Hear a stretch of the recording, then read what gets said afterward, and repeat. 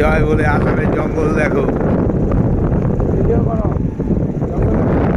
কি দেখাচ্ছি এটা?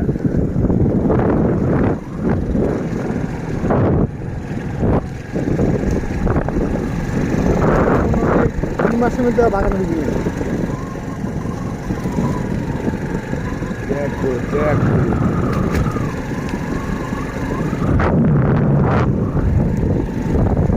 হোজাইর জঙ্গল।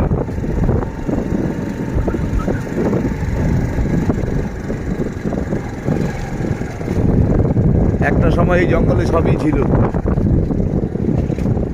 এখন সেই জিনিস হারিয়ে গেছে সব। জনবসতি বেড়ে গেছে, ওরা সব দূরে চলে গেছে জঙ্গলের ভেতরে।